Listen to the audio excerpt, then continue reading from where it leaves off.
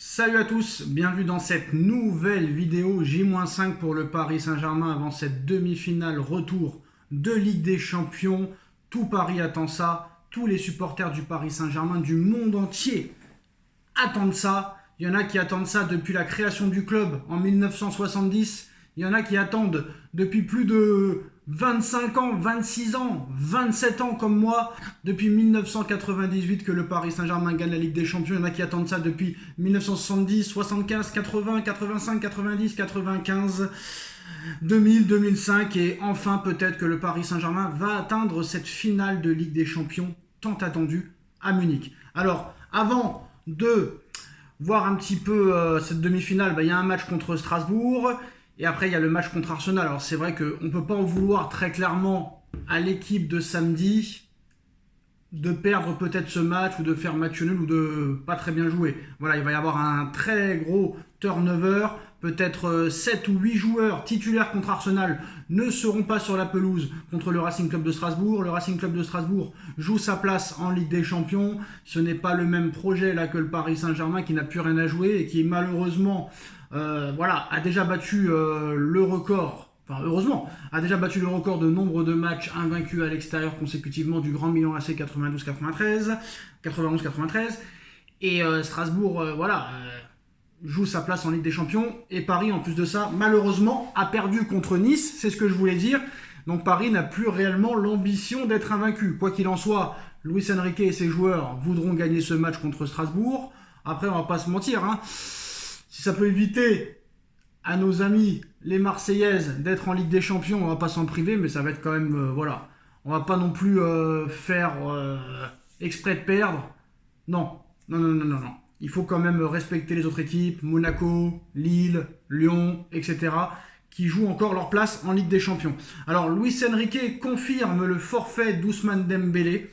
Présent en conférence de presse ce vendredi, Luis Enrique a logiquement été questionné sur l'état de santé d'Ousmane Dembélé, victime d'un étirement musculaire des ischio-jambiers de la cuisse droite. Face aux journalistes, le technicien espagnol a confirmé l'absence de l'international français pour la rencontre de la 32e journée de Ligue 1 face à Strasbourg. Demain, il ne va pas jouer, ça c'est certain, a ainsi affirmé le coach parisien. Reste désormais à savoir si Ousmane Dembélé sera en mesure ou non de tenir sa place mercredi prochain pour la demi-finale retour face à Arsenal. Et honnêtement, si Ousmane Dembélé est forfait contre Arsenal au Parc des Princes mercredi soir, là, c'est vraiment handicapant parce que je ne vais pas vous mentir, Dembélé est vraiment le leader de cette équipe. Dembélé est le meilleur joueur de cette équipe. Dembélé c'est le joueur qui a le plus de caractère dans cette équipe. Et offensivement, à part lui, il n'y a pas grand monde qui marque. Barcola, je ne sais pas ça fait combien de temps qu'il n'a pas marqué. Ramos, ça fait un petit moment qu'il n'a pas marqué. Bon, Dembélé, ça faisait longtemps qu'il n'avait pas marqué, mais il en est quand même à 32 buts cette année. Il a retrouvé la confiance grâce au match aller et son but. Donc ce serait vraiment handicapant pour le Paris Saint-Germain que Dembélé soit pas là. Déjà parce que sur le terrain, il est très très très important. Même quand il marque pas, il est très utile, il est très déterminé. Et il est très très très,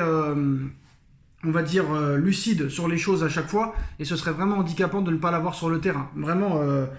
si mercredi Dembélé n'est pas là, il est possible qu'un seul être vous manque et tout est dépeuplé. Mais bon, il reste encore samedi, dimanche, lundi, mardi, mercredi. Peut-être qu'il aura le temps de se remettre et de cicatriser, mais en espérant que Ousmane Dembélé soit là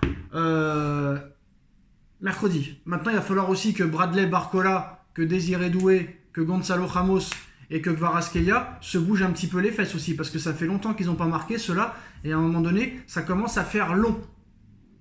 Donc Bradley Barcola, le soi-disant phénomène, Désiré Doué, soi-disant le futur Neymar, et Kvaratskhelia, soi-disant le nouveau Messi, il va falloir qu'il le monte sur le terrain et qu'il bombarde le gardien en marquant des buts et en faisant des passes décisives. Parce qu'à un moment donné, là, de se prendre pour Neymar, de se prendre pour Ronaldinho, de se prendre pour Messi, c'est bien beau, mais mercredi, on doit se qualifier pour aller en finale de Ligue des Champions contre Munich. Voilà, quoi qu'il en soit, le Paris Saint-Germain prépare déjà son mercato. Un défenseur central, un milieu de terrain et un joueur offensif minimum est attendu. Des doublures à Nuno Mendes et à Achraf Hakimi sont attendus aussi. Mais je voulais rappeler aussi que les commentaires sont vraiment gênants.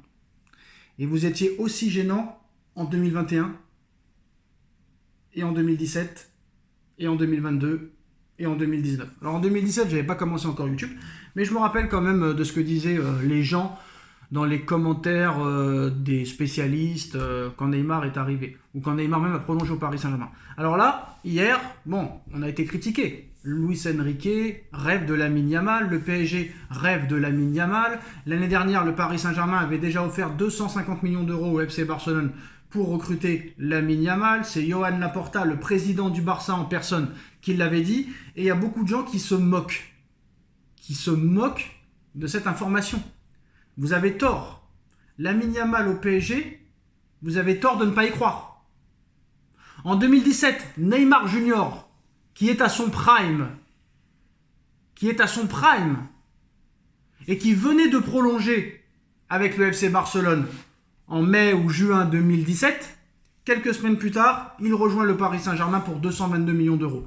Et pendant qu'il y avait eu les discussions et les négociations, tout le monde disait « Mais c'est impossible, on parle de Neymar, le futur quintuple ballon d'or, le futur champion du monde, le futur meilleur joueur de l'histoire du football. Jamais il viendra en Ligue 1, jamais il viendra au Paris Saint-Germain, jamais il jouera au Roudourou, au stade de l'Abbé Deschamps, au stade de la Route de Lorient. » Et bien à l'arrivée, il était au Paris Saint-Germain, il a fait son premier match contre Guingamp au stade du Roudourou. Lionel Messi en 2021, mais t'es un malade. On parle d'un mec qui est champion, c'est le meilleur joueur de tous les temps. Lionel Messi, qui a tout gagné, qui a 8 ballons d'or. Jamais il viendra au Paris Saint-Germain. Dans ce championnat moisi de Ligue 1, joué au Roudourou, à la Beaujoire, au stade Abbé Deschamps, au stade de la Route de Lorient. Jamais il jouera à Clermont Foot. Lionel Messi, quelques semaines plus tard, tout le monde disait que Messi allait prolonger au Barça. Et à l'arrivée, Lionel Messi n'a pas prolongé. Et Lionel Messi a rejoint le Paris Saint-Germain. Tout le monde disait pareil pour Sergio Ramos, mais t'es malade. Ramos, c'est un enfant de Madrid, comme Messi à Barcelone. Jamais il partira, jamais il ira en Ligue 1. Quelques semaines plus tard, Ramos arrive en Ligue 1. Et ça, les vidéos sont encore disponibles. Allez voir les vidéos de 2021, de l'époque. Voilà, pareil. En 2022, Mbappé ne prolongera pas, il en a marre de la Ligue 1, et nanani, nanana. À l'arrivée, Mbappé, il a prolongé. Tout ce que j'avais annoncé, c'était arrivé. Et à l'époque, on se rappelle, quand Neymar, soi-disant, voulait partir en 2019 du Paris Saint-Germain pour retourner au FC Barcelone, toutes les vidéos sont encore disponibles. Allez les voir. J'ai dit que non seulement Neymar ne partirait pas du Paris Saint-Germain, mais qu'en plus de ça, Neymar prolongerait. L'arrivée des courses, Neymar est resté au Paris Saint-Germain et un an plus tard, Neymar a prolongé au Paris Saint-Germain. Je me rappelle en 2019, et Navas, il viendra jamais à Paris, t'es un malade, il vient de gagner 3 Ligues des Champions avec le Real Madrid, tu crois qu'il va aller en Ligue 1? Et hop, Navas qui rejoint le Paris Saint-Germain et qui quitte le Real Madrid. Et Mauro Icardi, mais t'es malade, c'est l'un des meilleurs attaquants du championnat italien, l'un des meilleurs neufs du monde, tu crois qu'il va vraiment aller en Ligue 1? Et pof, Icardi qui rejoint la Ligue 1. Et en 2012, pareil pour Zlatan. Et en 2013, pareil pour Edinson Cavani. Et en 2015, pareil pour Angel Di Maria. Je m'arrête là ou je continue? Donc arrêtez de croire que c'est impossible. Le Barça a des gros problèmes financiers. Le Barça n'a toujours pas prolongé Lamine Yamal. Il y en a qui disent que Lamine Yamal a déjà prolongé de 5 ans et qu'il attend le 13 juin pour prolonger officiellement. Mais si pareil, c'était pareil, mais si tout le monde disait qu'il avait prolongé, que c'était terminé, et ben l'arrivée, il n'a pas prolongé. Ousmane Dembélé, on se rappelle l'année dernière, Ousmane Dembélé qui devait prolonger à l'été 2023, et à l'arrivée, il rejoint le Paris Saint-Germain. Paris fait ce que veut du FC Barcelone. Alors peut-être que ça ne se fera pas cet été. Après, moi, je pense pas que Lamine Yamal, c'est le genre de gars qui va rester toute sa carrière au FC Barcelone. Je pense que c'est un peu le style à la Ronaldo. Il va vouloir gagner partout. Surtout que s'il gagne tout à partir de cette année et l'année prochaine, s'il gagne la Ligue des Champions cette année et qu'il gagne la Ligue des Nations avec l'Espagne et qu'il gagne la Coupe du Monde l'année prochaine, il aura déjà tout gagné. Le game sera terminé. Et en plus, si le Barça remplace le club mexicain, là, pour la Coupe du Monde des clubs, qui a été sanctionné, et s'il gagne la Coupe du Monde des clubs, vraiment, il aura tout gagné. Donc peut-être qu'il aura d'autres objectifs avec un autre club. Alors cet été, je ne dis pas que ça va se faire, mais c'est possible. Si Paris a tenté l'année dernière, Paris retentera cet été. Et je peux vous dire que quand tu reçois 250 millions d'euros au minimum, et peut-être que Paris proposera 1 ou 2 joueurs en plus qui n'est pas sous les projets de Luis Enrique, je peux vous dire que Laporta, il y réfléchira à 2 fois. Très clairement. Problème financier du côté du Barça. Lamine Yamal qui a 1 an de la fin de son contrat, qui n'a toujours pas prolongé. On lui propose seulement le 4e salaire du club. Avec tout ce qu'il fait depuis 1 an, les choses ont beaucoup changé. Et je pense que si Yamal gagne la Ligue des Champions, le championnat, la Super Coupe d'Espagne, la Coupe d'Espagne, je pense pas qu'il va se contenter du 4e salaire. Honnêtement. Et de toute façon, même s'il prolonge, Paris fera une proposition. C'est tout. Tous les ans, Paris fera une proposition, quoi qu'il arrive. Si Yamal continue à ce niveau. Très clairement. C'est clair, c'est net, c'est précis. Donc vous avez tort de ne pas y croire. Même si c'est pas cet été, ce sera peut-être dans 2 ans, dans 3 ans, dans 4 ans, dans 5 ans. Mais quoi qu'il arrive, Paris fera tout jusqu'aux 25 ans de Yamal, si Yamal reste à ce niveau-là, pour le recruter. Voilà les gars, c'est la fin de cette vidéo. Dites-nous en commentaire ce que vous en pensez. On like, on partage, on commente, on s'abonne et on se retrouve très vite pour une nouvelle vidéo. Tchuss.